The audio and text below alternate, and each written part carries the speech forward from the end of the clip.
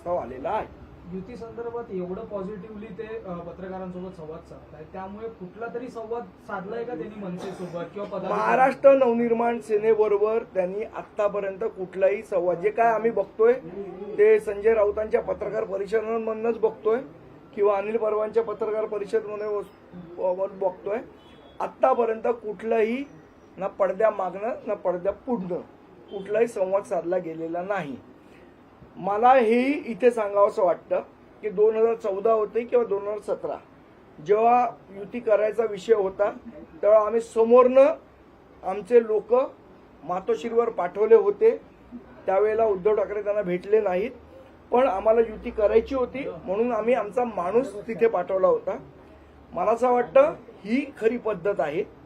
नुसत्या सकाळच्या पत्रकार परिषदा घेऊन तुम्हाला आमच्या मनात शंका येते की नुसत्या पत्रकार परिषद घेऊन एक फक्त वातावरण निर्मिती करायची, नवीन नाती जोडायची आहेत का आमची लोकांबरोबर असलेली नाती तोडायची आहेत, हा महत्वाचा प्रश्न इथे उपस्थित. उद्धव ठाकरे यांचं मन विशाल आणि मोठं आहे असं म्हणतात ते. देशपांडे, तुम्ही म्हणता आहात की नवी नाती जोडायची आहे की आमची दुसऱ्यांबरोबर किंवा अन्य लोकांबरोबर असलेली नाती तोडायची आहे, तर ही अन्य लोकांबरोबर असलेली तुमची नाती नेमकी कोणाबरोबर आहे?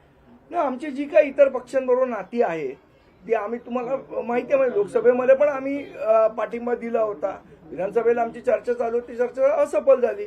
त्यामुळे त्याच्यात काही लपवण्यासारखं काही नाहीये किंवा आम्ही काही लपवत पण नाहीये की आमची कोणाबरोबर नाती आहेत किंवा नाही आहेत. पण ही मुद्दाम एक हवा निर्माण करायची मराठी माणसासाठी म्हणून आम्ही करतोय असं दाखवायचं, हे याच्या आधीही 2 वेळेला शिवसेना उभाटाने केलेलं, 2014लाही केलेलं, 2017लाही केलेलं आहे.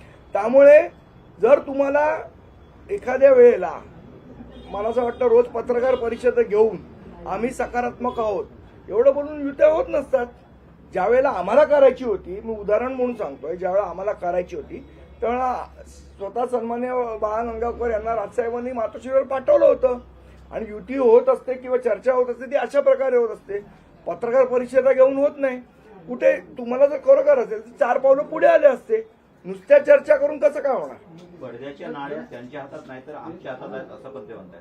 मी तुम्हाला सांगितलं ना पडद्याच्या मागून ना पडद्याच्या पुढून. मला असं वाटतं एखादी स्टोरी लिहायची सवय जर ज्यांना झाली असेल तर त्या स्टोऱ्या त्यांनी काय लिहाव्या हा त्यांचा विषय आहे.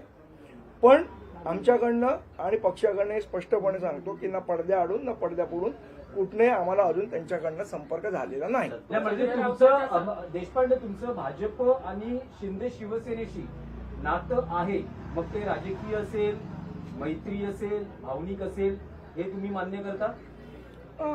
आमच्या सगळ्यांबरोबर नातं आहे, सगळ्या पक्षांबरोबर आहे. पवार साहेबांबरोबर पण आम्ही बोलतो. आमचा विषय असा आहे की तुम्ही जेव्हा म्हणताय की आम्हाला मनसेबरोबर दिलसे जायचंय आणि या सगळ्या गोष्टी करायच्या, या करताना तुमचं बोलणं आणि तुमची कृती याच्यामध्ये कुठेही साम्यता नाही. बोलताय तुम्ही एक खूप पॉझिटिव्ह बोलताय पण तुमच्या कृतीत कुठे दिसत नाही. राज ठाकरे, ऐका देशपांडे, तुम्ही असं म्हणालात की आणि काल मुलाखतीतही राज ठाकरेंनी सांगितलं की त्यांच्या विधानाचा जो अर्थ आहे तो प्रत्येकानं आपापल्या पद्धतीने घेतला, त्यांना तसं काही म्हणायचं नव्हतं, महाराष्ट्राचं काही वेगळ्या विषयांवरही एकत्र येऊ शकतात वगैरे वगैरे.